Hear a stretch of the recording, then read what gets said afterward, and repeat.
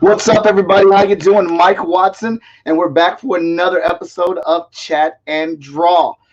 This is going to be a good one, as I got Short Fuse family in the building this week. Now, what's Chat and Draw? That's a really great question. So glad you asked it. Chat and Draw is a session where I sit down with another creator and I draw their character while we talk about it. We chat it up. We go back and forth. I ask them questions, they ask me questions. We have a conversation. And in that whole time, I'm drawing up a pretty snazzy image. Hopefully, I'm performing well and I draw something good for them. And they get to have it. They get to do whatever they want. It's an ink drawing. They can get it colored. They can share it out and, put it in their book, whatever. This is our answer to helping the community in this time of need. And we're on episode 7 right now, and I feel like a lot of people are enjoying the show. So I want to shout out and thank everyone that tunes in, gives us a share, and tell you how much I appreciate all that. And while we're speaking on that, give us a share right now. Go ahead and share us out to your network so more people can find out about these awesome characters that we're talking about, specifically the one we have going on today.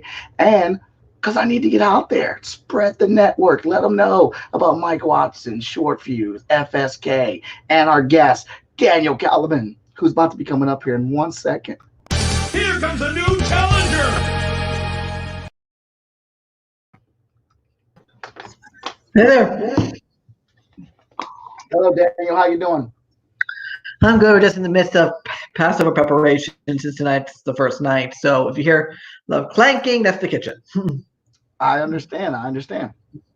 Well, thank you for joining us today, sir. No problem. Thanks for being here.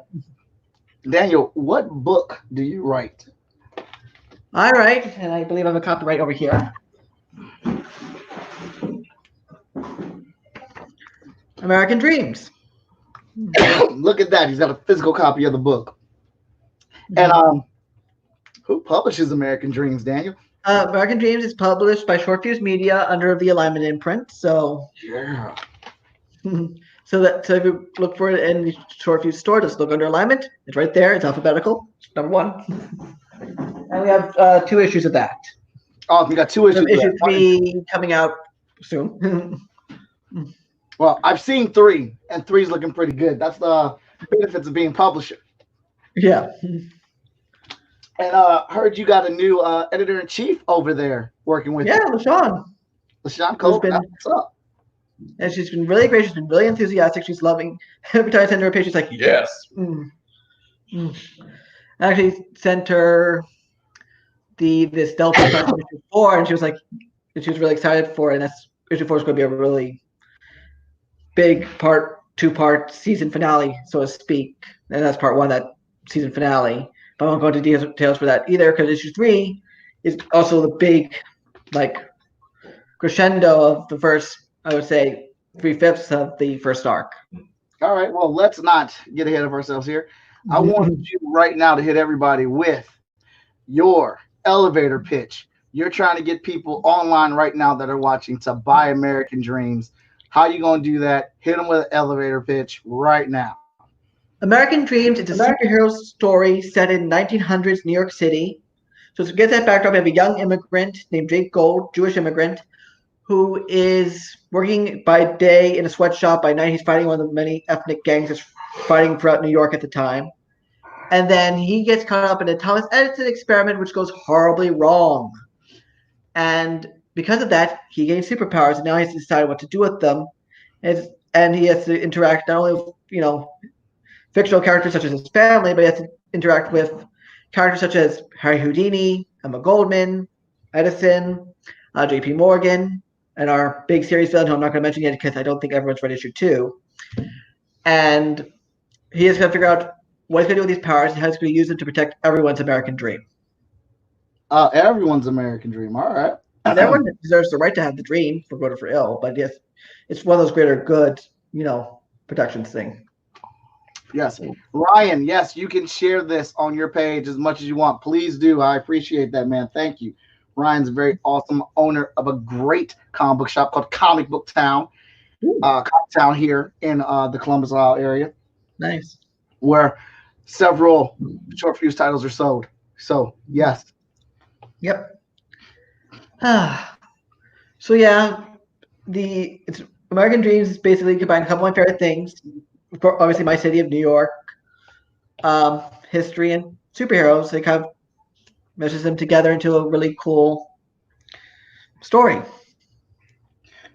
Why history?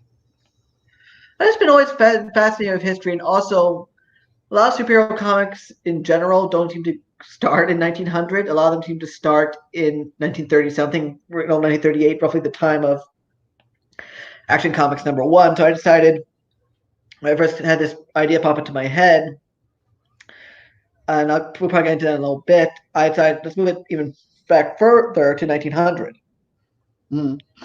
because I know there's been a couple comics that have dealt with either somewhat with this era, and I know there was an Elseworld Batman story called I think Detective 27 that was written I don't know, so many years ago, and part of it starts in the Civil War and goes up to 1938.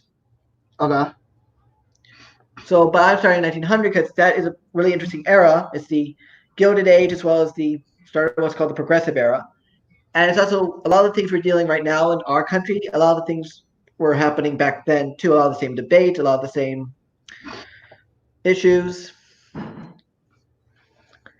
it's just an interesting, way to hold up a small mirror to today through a superhero comic.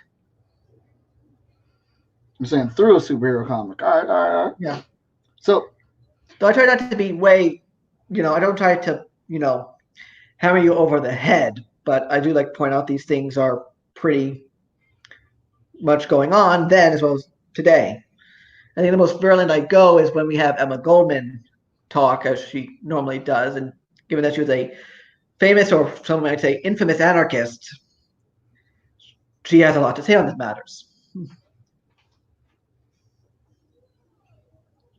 all right.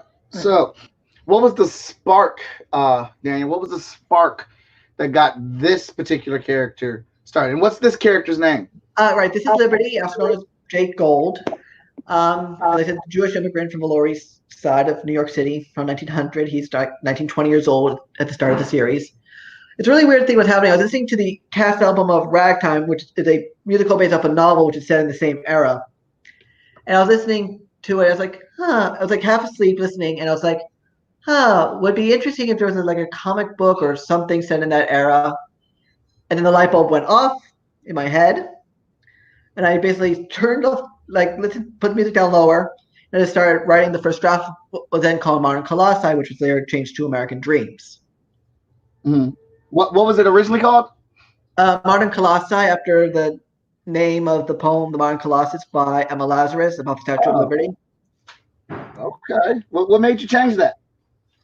Well, at one point, American Dreams was going to be under another publisher, and he suggested at the time the title change because he thought it was Modern Colossi didn't flow. And I was thinking of a whole bunch of different names, and I was rattling off a bunch, and he's like, what was that last one? American Dreams? Use that. It ended up being a much better title, in my opinion, anyways. Because Modern Colossi, admittedly, is a bit of a mouthful. It doesn't flow. Hey, Danny.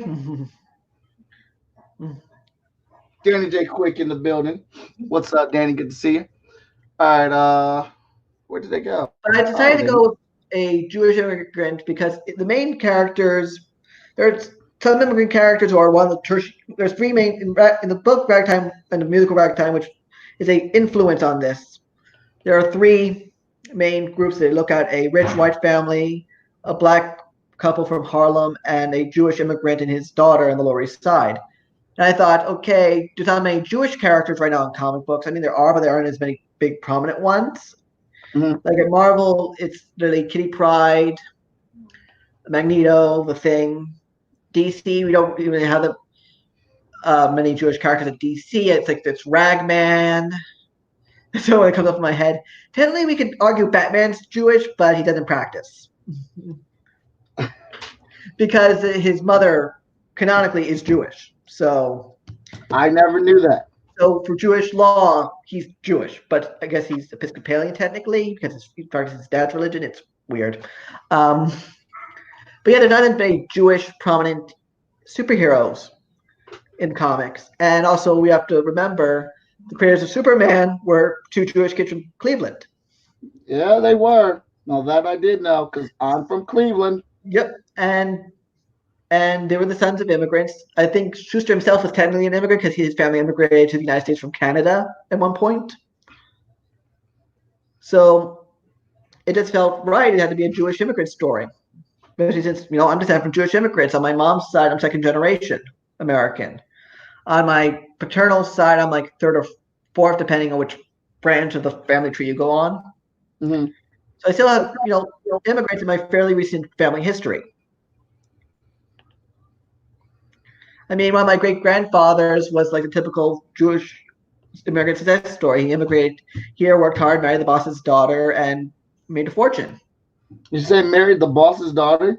Yeah, my great grandmother was his boss's daughter, but he was the hardest worker in the company apparently, and they fell in love and they got married, and he inherited the company, and they were quite successful until the Great Depression.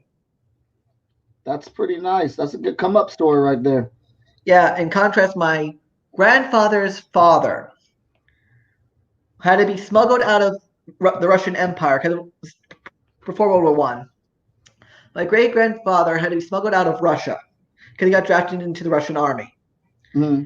And for a Jew, that was a virtual death sentence because if your enemy didn't kill you, your fellow soldiers would for you being Jewish. So my great great grandfather managed to have some pull and had my great grandfather smuggled out of Russia just before World War One started, and he immigrated and he ended up starting a tavern, among other things, in Freeport, New York, out on Long Island. And one of those weird, you can't believe this will ever happen stories. So when my grandfather was a little boy, Freeport was where a lot of Broadway actors would vacation because at the time theaters were closed during the summer. Uh-huh. And so he was in my great grandfather's saloon as a little kid, just sitting on a barrel. I guess he had time to kill. It was summer. In saunters, because this was hers, she didn't walk. She sauntered in Mae West, the great stage star, later film star, known for her double entendres and smart aleck attitude. She passed my grandfather on the head before ordering like a massive order for a party. And my grandfather claims when he started going bald, it was right where Mae West touched him all those years ago. Okay. Yeah. So, all right. So, what is we know you had title, you changed the title name. We understand that you have, and I was gonna before I move on, I think I get why you're so enamored with history. You have so many elaborate stories about your family dealing with history, and the big thing because I've read all the books. I've read all the way up to issue 5 of American Dreams. I won't reveal any spoilers, but the running theme in this book is immigration, the American dream. That chasing after, come to this country and chasing after your piece of the pie. Right. I mean, even our big series villain, who's going to keep popping up like a bad penny. Well, he'll meet him in issue 2. Should I reveal who it is? Because he does appear in issue 2. Well, issue 2 is out on the store. That's your call to make, man. I personally people salivating, to get that issue 2. But if you want to drop some jewels, I'll save it then. Even our big villain is an immigrant who comes to this country wanting his piece of the proverbial pie, and except he has a lot more malevolent intentions for what he wants to do with it. There's a lot of the main characters, fictional and historical, are immigrants. And it's their, how they interact with society as immigrants and as Americans reflects their point of view. For example, we have Harry Houdini, an immigrant. He came to this country when he was like 6 or 7, and he's one of the most successful immigrants out there. So he has a different point of view versus Jake, who's working in a sweatshop all day. Uh-huh. And then you have Emma Goldman, who has a even more different point of view, where she's like, we must unite against the capitalist class, that thing, except there's even different points of view. My immigrants like, should we follow her or should we ignore her and just try to keep working hard and hopefully that'll get us our dream. And there's a whole debate about that in issue 1 when she's having a huge talk in Union Square. And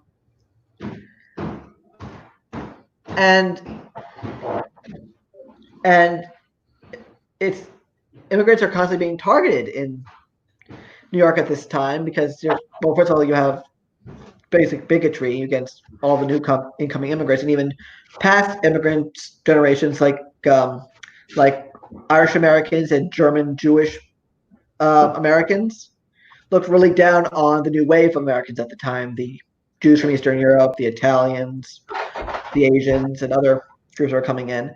And all of that was due to like, we worked hard. Why should they do? It's a real kind of weird push and pull between generations of immigrants, especially because it's really interesting. The Irish at this time, had gotten some political power. The Irish American immigrants, and yet they were like pulling up the ladder for everyone else. For this new wave of immigrants, and it was one of those really frustrating things you look at in history, that they forgot that they just like a generation or two before were immigrants, and they're taking that away from others. Okay. So, what is there any inspiration for this character from any characters that you're a fan of, or any characters that have sparked to help you create this, or you model this character after? He's definitely a Superman archetype. Because Superman is, in many ways, also the archetypical immigrant. I mean, he's a refugee from planet Krypton. He has his real name is Kal-El, which is based in Hebrew, and he has to, he changes his identity to Clark Kent, and he's trying to blend in. So he's very much another metaphor for American immigration at the time. Even from the 1930s point of view, but there's also, but in my case, it's more Golden Age Superman more than the Superman we know today. He's more rough around the edges. He's more rambunctious, I would say. Than modern era Superman. So that I would say it's closer to Golden Age Superman, though with more like modern day power levels. And that's going to, of course, cause a whole bunch of hubbub when people realize there's someone amongst us with all this power. And as more and more people come out with powers, it's going to become more and more of an issue in this version of history. So would you say he's the strongest Supes? I would say he can, not at this point, but he can definitely get up to there in time. But he's already pretty strong and pretty durable. He can do a lot of damage. I mean, there's a scene in issue 1 where you can see. Well, issue 2 is probably more. You can see the level of his power levels, and then issues 3 and 4 and 5, it just increases more and more as the stakes get higher and higher. And we actually introduce a real force for him to reckon with in issues 4 and 5, but I won't go into that. But you'll find that out eventually. Oh yeah. Let's keep that under wraps till that comes out. Yeah. So there are challenges ahead of him that are going to be physical. It's going to be mental. It's going to be psychological. He's all going to have to overcome them because they're all things that are against him, either as Liberty or as Jake, because society has all these taboos at the time that he's going to end up going to run pell-mell into. And it's, one of those things he's going to have to deal with and either be smart about it or bulldoze for it. It's going to be his choice. There's a whole, and it's one of his internal debates. What should he do in these situations?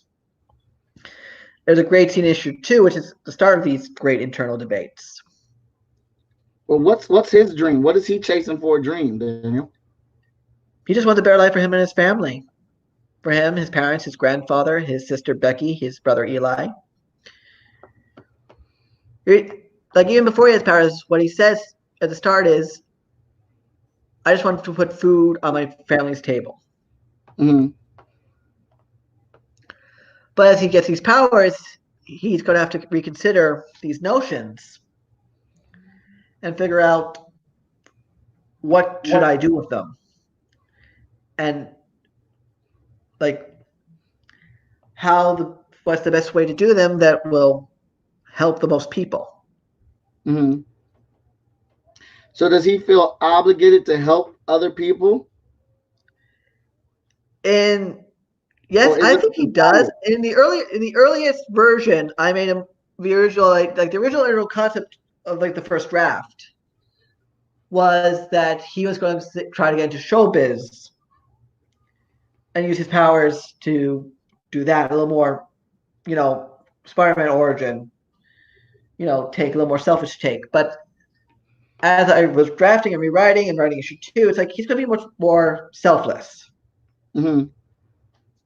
And it's like he's going to see, because now that he has these abilities, he can see he can picture all these things he can do with them to help people, but he doesn't know if it's the right decision. Because he doesn't know if people get hurt or it will just cause more problems for him and those he cares about. Uh-huh. But in the end, I think he does make the right decisions. It's a long, hard road for him to come to those decisions. I mean, he's still a young man searching for what he wants. Uh-huh. And he lives in a day-to-day New York where it's very how do I put it? It's very day by day. You don't know if you're going to even make enough money that week from the sweatshop to have enough food to eat for your family. I mean, he had to be pulled from school as a young boy even after they immigrated because he needed someone to work to get more money for the family. At the same time, he sees his brother Eli and he's like, I want him to stay in school. I don't want him to fall into the same trap I'm in and be forced to work in a sweatshop. And at the same time, his sister Becky is working for Harry Houdini, which is a real plum job. But at the same time, she's having a crisis because she's falling in love with someone who's not Jewish. That is one of the stagehands at the theater. Mm-hmm.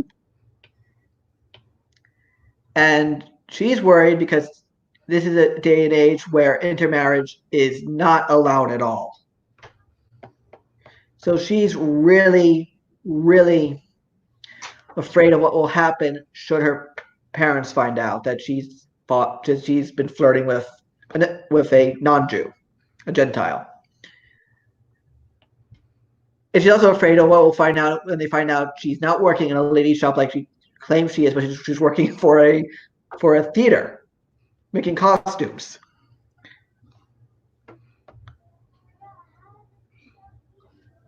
So it's all these, it's also, generational, the younger immigrant generation versus their parents and grandparents. Because there's also early tension between Jake and his father, because Jake's father is very, we got to work hard, we got to work to make money, I don't want you to be an artist like you want to be, because Jake wanted to be an artist. He's like, I can't let you be an artist because we need money to survive, and we won't survive just by art. So what was the choice in making him an artist? Paige, what's up? I don't know exactly I don't remember exactly what made me want him to be an artist. I thought it would just be like something like he would want to have been. And I also thought it was also a great start to issue 1 with him drawing what he sees of the Lower East Side. Mm-hmm. So that's something to make him feel relatable and also show what happens to the dreams of some immigrants. It's like some of them have been stifled because of the harsh realities of life in their neighborhoods. So, no, I know you're a big fan of art, man. I know you get a lot of commissions done of your characters and stuff. You go out, you get some excellent mainstream artists to draw your characters and stuff. So you don't think that had any kind of impression on making this guy an artist? It might have. I myself have no artistic talent whatsoever because I have dysgraphia, which means I can barely write legibly, let alone draw legibly. Um, which means the advent of laptops and portable computers makes my job a lot easier. Sometimes when I write my own chicken scratch, I'm like, what the hell did I just write? Mm-hmm. But I've always been interested in art. I mean, when I was a kid, I lived down the block from the Brooklyn Museum of Art.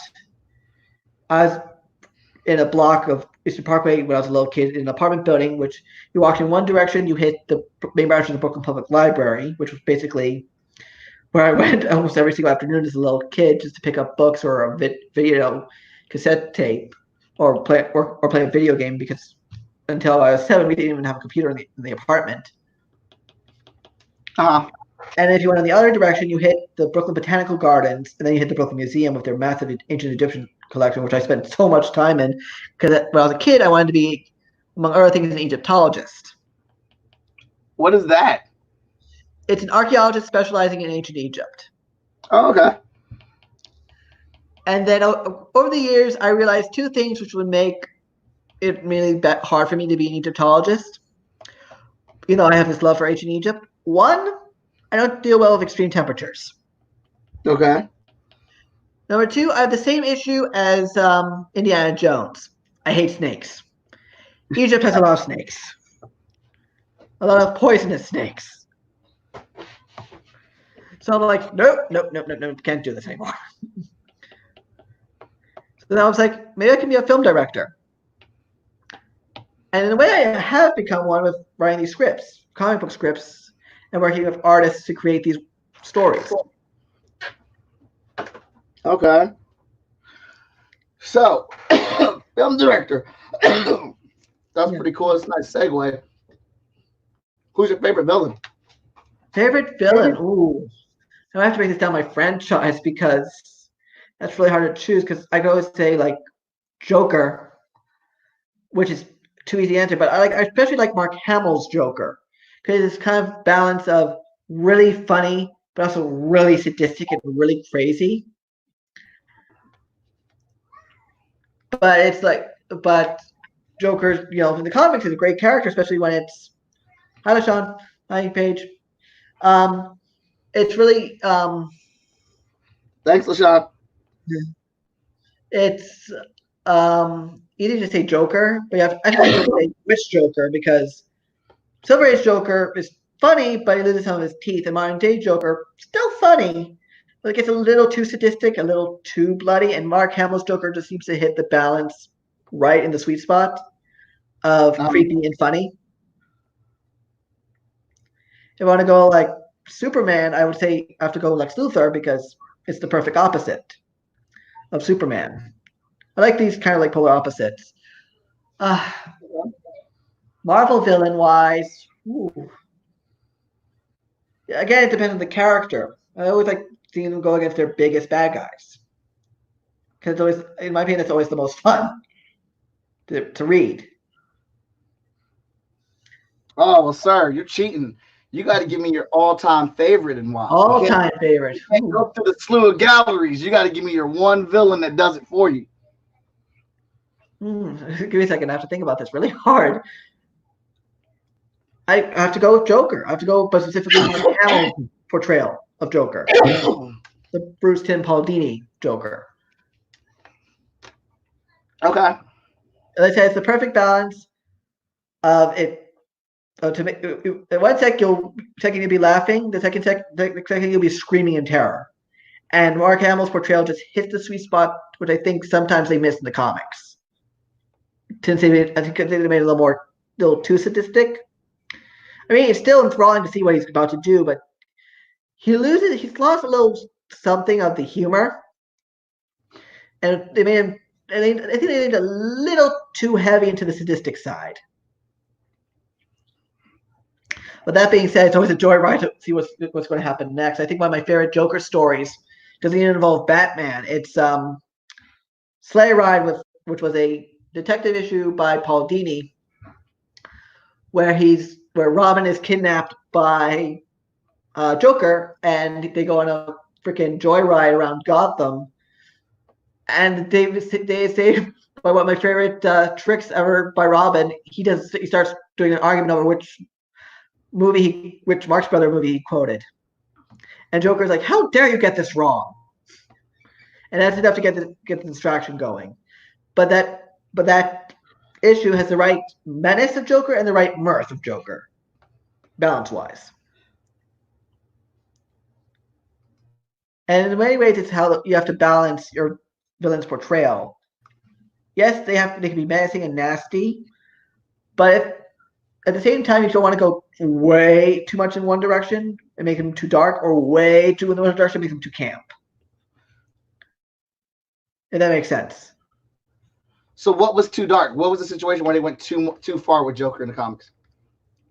I think, even though as much as I love the Scott Snyder run, he didn't do this decision. It's when Joker cut off his face. I knew you were going to say that. It's a great story. Don't get me wrong. Death of the Family through Endgame and all that really gave Batman arc. I love Scott Snyder's writing. I know it was Tony Daniel who ultimately made the decision to chop off the face. But it's like, yeah, that's a little too much. But at the same time, you go back a little before that, you have Grant Morrison's Pale White Duke of Death, who literally splits his tongue to make a snake thing with a scalpel during Batman R.I.P. So maybe it started more there than maybe Tony Daniel's Detective run. Maybe that was what opened up the door to it. Yeah, I think that really opened the door was Grant Morrison's. But it started a little earlier. If you look, Joker, I think, like from the 80s on, after Death of the Family on, was starting to skew a little dark. But that was just like, okay. Don't get me wrong; these are great books and great portrayals, but it's as much as I love them. There's one little bit of me where I went, "That's a little too far. That's not where I personally would have gone." All right. And it's something about the mirth of Joker seems to have disappeared. Yes, he's still funny, but in his way. But it's not like you don't have the Mark Hamill balance of 1 minute he's evil, sadistic, he's going to beat your brains out, and the next second he'll turn around and say something funny to the audience, or do something funny that breaks the tension before brushing it back up again. See, a lot of people won't agree with me, and I think you won't either. But that's part of what I dug about the Suicide Squad joke, Jared Leto's Joker, in the club scene when he was talking to who was it? Was it Common? Common. It was Common. Excuse me. And you couldn't tell what Joker was going to do. Like, if you walked in that room and you did everything right, you still could have came out dead.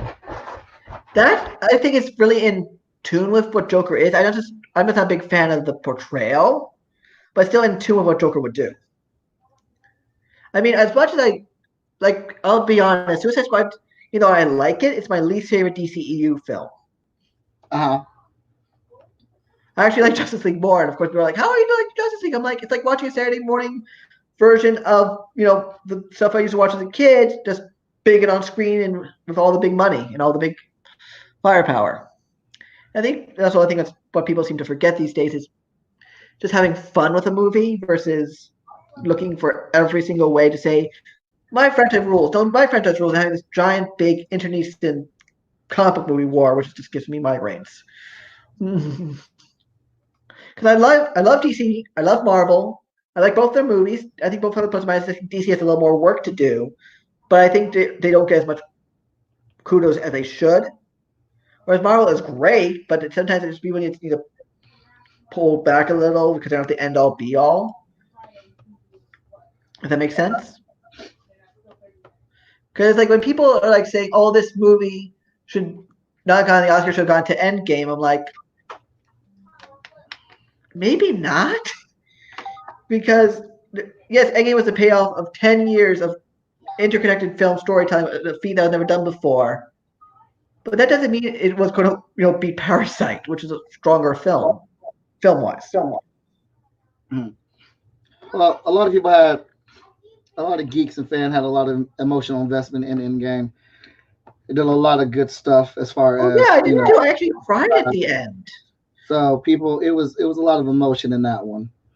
Yeah, but I think it's some people are just losing, I guess, I want to say sight of everything versus, I don't just enjoying these things for what they are.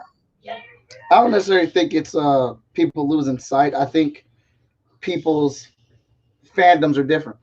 Yeah, For certain sections, certain groups, comic book movies are their movie. Like that's what they think is a grand landscape, and there's nothing wrong with that. You feel that emotionally connected to a film because I cried like 3 times in Endgame or whatnot. And I think yeah, Endgame's an amazing movie. Plot holes be damned. yeah, But just to certain groups or certain people, their fandom is that like some people just love Western movies and you think Western movies are the best movies.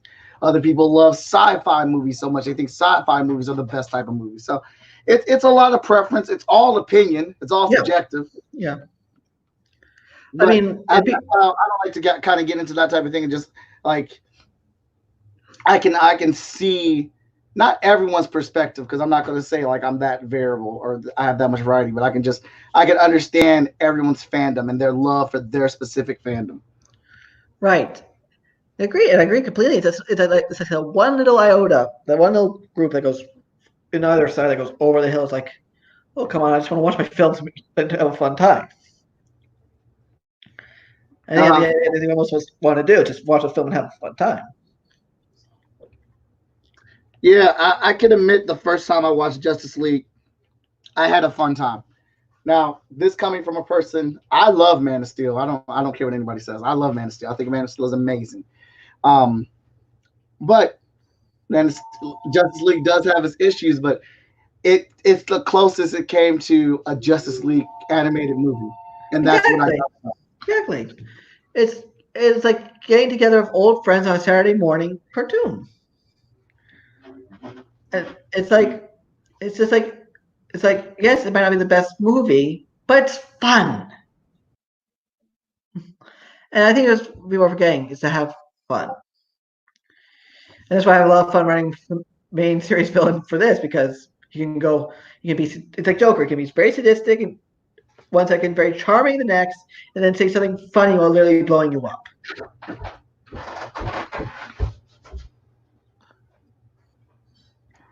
But it's like a way to, you just need that balance, I Uh, think. You just need a balance for your villains, you need a balance for your characters. You go one way or the other. You go a little too far in one direction, you just lose. It just, something gets lost in the chaos.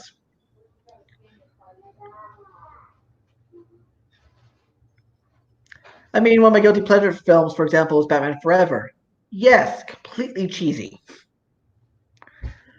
And yes, the villains are little cartoons, but the cartoonish part is just fun. And and of course, I like to say they never made one after that. what'd you say? Of course, I am the one that says, of course, after Batman Forever, they never made another Batman movie until Batman Begins. Yeah. My So little my little joke reference to you know what. right. So let's bring it back around to your character, Liberty. Yeah. What would you say?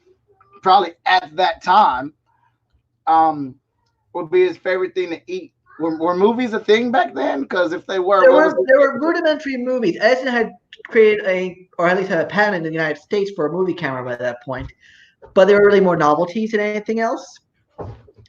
I mean, the industry was starting, but it wasn't a big industry. You had a couple like Edison, Pathé. You had I think Georges Méliès in France, who was really pushing special effects at the time to the point where uh he actually became a major plot point in the movie Hugo. But movies were more of a novelty. Movies were more of a LaShawn, novelty. me I and know. LaShawn we're on the same page. His favorite things probably will be his mother's. Well, there's a Jewish stew called cholent, which is kind of like a beef stew, Uh, which is reserved for like Sabbath and festivals. So that would definitely be one of his favorite things. It's a very big festive thing, but if not that, probably just a hot dog from a hot dog cart just a hot dog? is what I can afford. All right. It's like having a hot dogs were I think just invented by that point, or like a rough rudimentary version, because I don't think Nathan's hot dogs were available then, but a rudimentary version was there by that point. So yeah, it'll be one of his favorite things to eat, probably with a growler, probably sharing a growler of beer with one of his best friends from the sweatshop.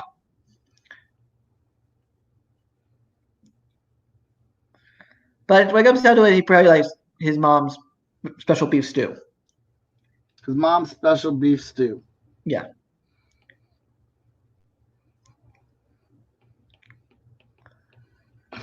All right. Because he's in a kosher household, so that means no fires after no like cooking fire from sundown Friday to sundown Saturday. So Colin did a good way to keep a person fed. Between kids, you can keep it warm over a hot, like a version of a hot plate. All right. So, what's your writing process like, Daniel? When you're writing a book, you sit down, walk us through how, without any spoilers, how you put American Dreams, this first story arc together. Like, how did you decide how many issues was going to be? What was going to be your big points or your low points, or how you're going to introduce characters? Well, it kind of changed over the past few years because originally I wanted like this big giant arc, and then Toby said, "No, make it smaller, make it smaller." I think over the years, I think I settled on 5 for the first arc. Because I know someone was pushing for 4, I was pushing for 6. I decided to meet in the middle, make it 5.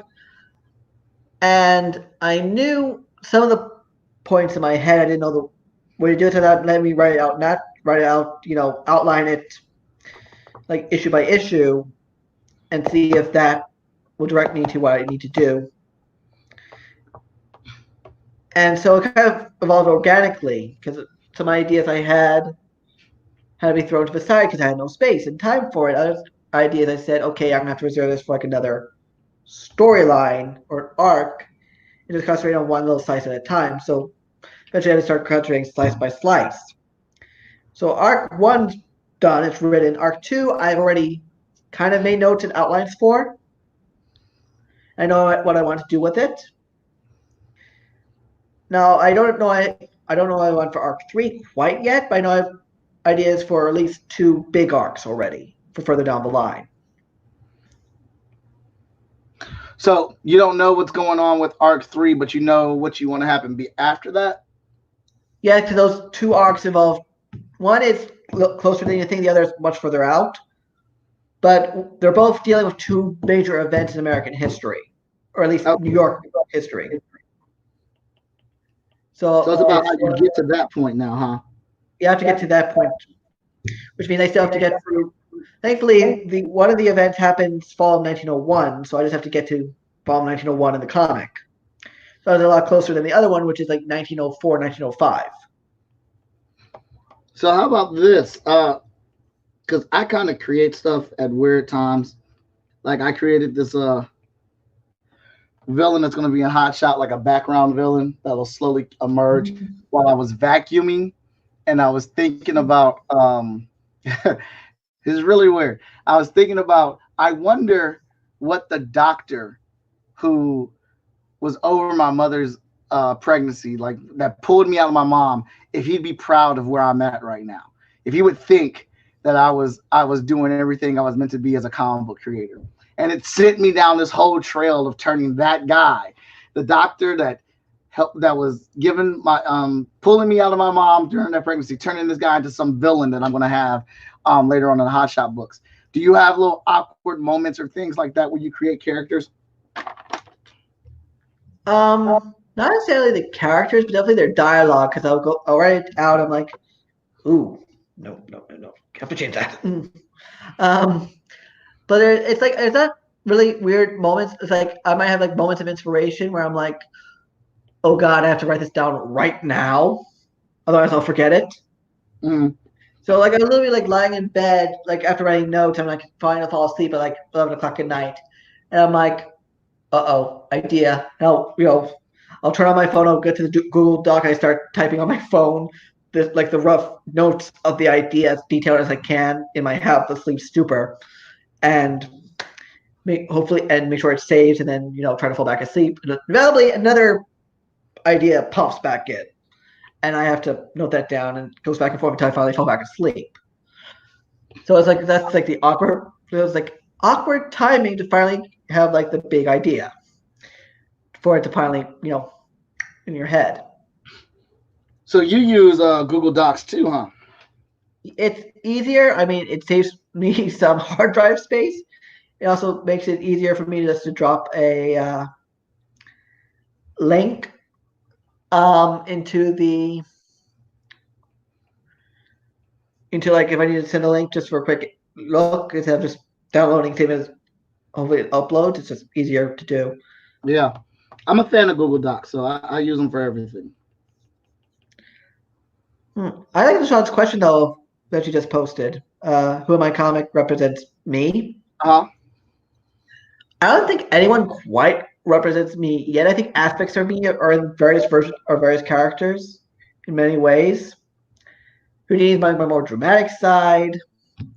Emma Goldman's my more radical side. That is a good Um, I think Jake is me, except in a weird way. Like how his thought process might go. But I think really in the end, I'm more Harry Houdini. In the way I'm more theatrical, and I might know a little something under that I have to keep under my hat. Yeah, okay. Well, that's cool. I don't want you to spill all the secrets on this episode. Yeah. We still got to sell copies of the book, so. So there's no character yet quite wholly based off me that could change down the line. I will say this: in issue 2, my penciler and inker cameoed themselves in the background of one of the scenes. Oh, did he? That's cool. Yeah, my penciler and his inker drew. Well, he drew himself and his inker at one scene, and it's like a real blink and miss it panel. Well, it's a prominent panel, but it's a blink and miss it cameo from them. Mm-hmm.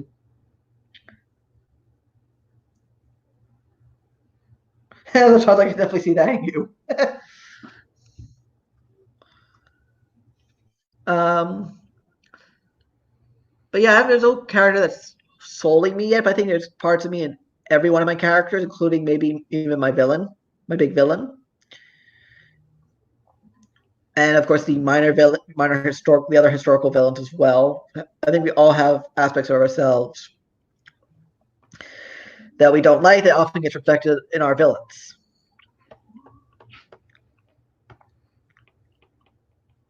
Because they're introduced in issue 1, I can say J.P. Morgan, and it's in our villains in their own way.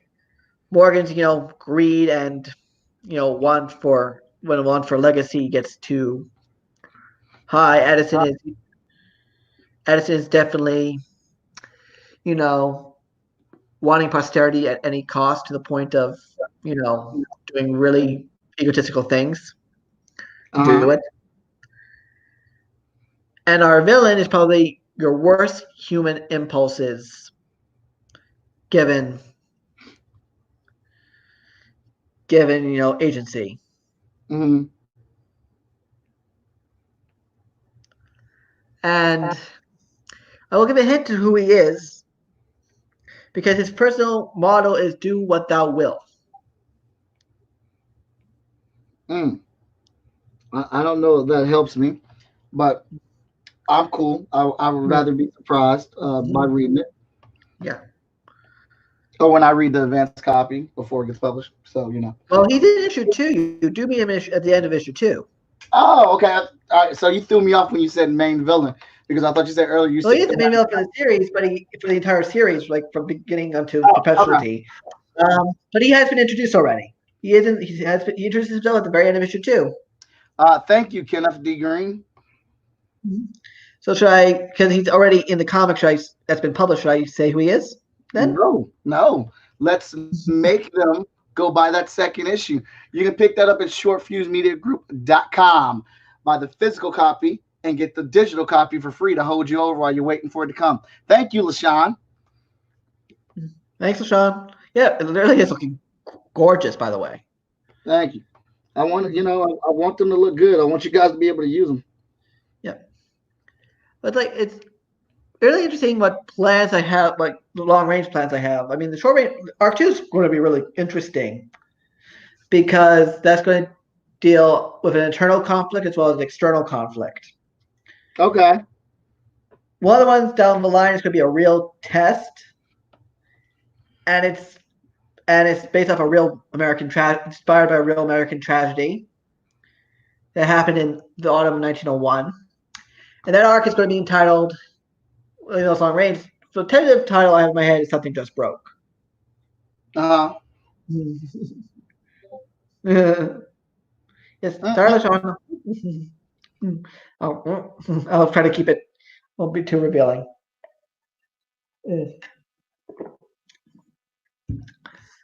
But yeah, so I try to go somewhat long range, but try to be more organic with my storytelling because I don't want to be like too set in a story, and then you know how sometimes a character or a story will change just by its own will. Yeah. Yeah, I don't want to be like still set in my story, like no, I have this whole tug of war of my own story because then it's not going to work. Yeah. Somebody had asked me. I think it was Danny J. Quick on his episode when he was on here. Asked me. I have the book. I have Hot Shot plotted out to 100 issues, which I do. But over the time, we've manipulated, moved some of those things around. So the plots or a few of the stories that are still lined up or have been lined up have changed some as Yeah. we have grown and gone through the series and introduced other characters and stuff. But I do admit it is nice having it uh, planned out to that degree, because I kind of have it puts me on a destination to shoot for. But we're all right. I'm not gonna lie. I'm married to some of it, but I'm not married to all of it. Yeah. Whereas I have these milestones of history, at least I want to hit two big moments, but I want to make sure I get there organically. I don't want to be like a huge rush with a huge time skip to get there too, and just make things not make sense. Right, right, right. Yeah, Lashawn. Don't believe the hype. 50 issues are plotted out, kind of like to like exactly what's happening in the issues, and then the next 50 are loosely plotted. Like we know what's going to happen. I know what range I want that stuff to happen up. It's it's getting there now. But yeah, so but I feel you, Daniel. I definitely agree with that. I have to attest, which is a question for you because I know you work with a lot of people and whatnot. I'm very excuse me. I enjoy that creative process of back and forth working with people. How does it work with you? It's very well. I try to write in a way where I'm not like overbearing to my artist. So like I'll make suggestions about like if it's something I really want to see or if it's a detail I really need to detail, I'll send links, I'll send references, but I don't get like overly detailed to the point of minutia like Alan Moore did in some of his Watchmen scripts. Mhm. Have you seen like some of those scripts before? The Alan Moore script? Like he'll have like a panel description that's a whole page. I can't do that. That I think it's overkill. That's like if you want every little like like that's when you're like you want every hand position in a certain way. That gets a little bogged down in my personal opinion. Well, that's So what I end up cool. doing is That, I end up writing detailed. I try to keep it like one page script is one page comic. At least that's what I try to do. And I will make make notes and whatnot. And I'll have some back and forth with Doty when he's drawing, but that's mostly just iron out any hysterical inconsistencies or like could you or something like could you do it this way instead of that way. Like the only thing on really two occasions I've had to tell him this has to be no one occasion I told him redraw one panel from the ground up, and I think he had to just change one detail and another too. okay. But are you like are you a fan of the creative process? Because me personally, I don't think my books can be where they're at right now without the creative team that I work with. Like I think they pull the best out of me, and hopefully I pull the best out of them to give us the best book that we can produce. I love it. I love seeing every. step of the see coming in my inbox every time. It's like, yes, this is really great. I might have, and we have back and forth, or LaShawn will send me notes, which I'll reincorporate, and then I'll send that back to the artist, and then it'll be this wonderful, kind of nice collaborative process that really brings out the best in the pages. So And it's just really great just working together with a great art team that really helps. now I know LaShawn's a fan of working of it. What you say? Daniel Keller's writing has been so amazing to read and edit. Daniel's very clear with his vision that she's noticed. That's good. Yeah, thanks. And it also helps that I do provide the reference photos as needed, because when you're dealing with a historical period, especially one that's like 120 years removed, Yeah. things have changed so much. I need to find as much reference material as I can. Thankfully, Google is great help. The New York Public Library has a great photos archive collection, which also helps really well. And also Wikipedia. If you go kill the source of Wikipedia, you go, okay, here's the right source. This has the right photo. I can pull this out. Because certain things, like there's buildings that don't exist anymore, which we would have to reconstruct. There are buildings that are still around, but what's around them has changed so dramatically. We have to find what's going to be changed, and so on and so forth. I mean, at this point, you look at downtown Manhattan from 1900 and today. Yes, there were tall buildings, but I think it was like the early age of the skyscrapers. But compared to today, completely different layout. So do you go to the library a lot to do a lot of research? Well, I would go to the Brooklyn Public Library, but the New York Public Library itself has an online photos archive, and also Brooklyn Public Library has a good photo archive as well as the archive of the old Brooklyn Daily Eagle newspaper. LaShawn has a great question. Historical periods are not easy to write for, in my opinion. Daniel, do you try to incorporate actual times of life during those periods, like clothing, the way they talk, or special phrases and words? I do. I think Doty's been a good job of finding how the clothing works and looks. I try to make it when we talk, but not in a way that would be too off from our own, so it sounds kind of like a blend. And I do special phrases and whatnot because you have to make it sound time period-esque. Because you have to be true to that period, you're taking historical liberties. Pardon. Yeah. Yeah, I think some water just, went bad. And then those weird, wild, weird burp scenarios where they come halfway up and Yeah. And but yeah, you do have to look at what the phrases would be to make it work, as well as making the scenario setting work. You have to make the little details work. Mm-hmm. Like, for example, I was telling you that there's that one panel we had to change a minor detail of in issue 2, and that was because in issue 2, Doty drew Houdini with a old-fashioned microphone, like a 1930s radio microphone. I'm like, let me check if they even had microphones of that style than alone microphones. They did have microphones, but they were so rudimentary that he wouldn't have been able to use one. So we just altogether changed that panel so it'll be just him kind of spreading his arms to the audience. Okay. So it's those little details that change. It's really funny because actually what's really funny is there was a detail I thought wouldn't be there, and then Doty drew it in an old cover idea, which I said that's not going to work. There was no cars in 1900. Turns out I was wrong. Because there's actually a photo of Houdini in a car in 1900. Okay.